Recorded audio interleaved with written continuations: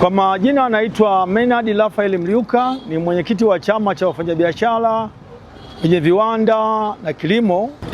Kwa ujio huu wa gari ya TRA, lakini pia ofisi ya TRA inayotembea, nitoe pongezi sana kwa serikali ya Tanzania kwamba sasa serikali imeamua kusogeza huduma kwa kila mfanyabiashara.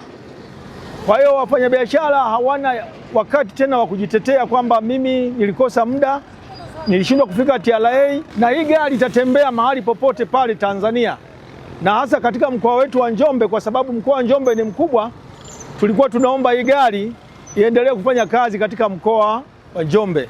Wito wangu kwa wafanyabiashara wa mkoa wa Njombe, kulipa kodi ni wajibu wa kila mtu Tanzania. Kuto kulipa kodi ni unawadhulumu wenzio, unawadhulumu wa Tanzania wenzio. Kila mmoja awajibike kulipa kodi ili tufanye maendeleo ya barabara. Sasa hivi tunaona barabara zinajengwa, viwanda, barabara kama hivyo, tunaona treni, meli zinaletwa, ndege. Kwa majina naitwa Eliudi Pangamawe, mwenyekiti jumuiya ya wafanyabiashara halmashauri ya Njombe. Tumepokea gari ambalo ni ofisi inayotembea kutoka mamlaka ya mapato Tanzania. Gari hili linakimbizana na wakati huu ambao teknolojia iko mbali.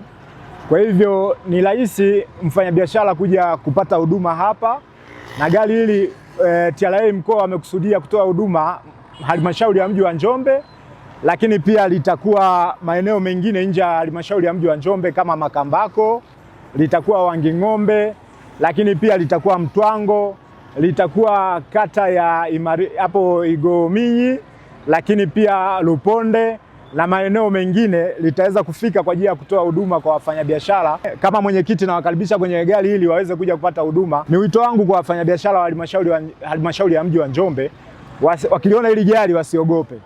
Hii ni ofisi inayotembea ambayo inatoa huduma kwa mfanyabiashara yoyote yule.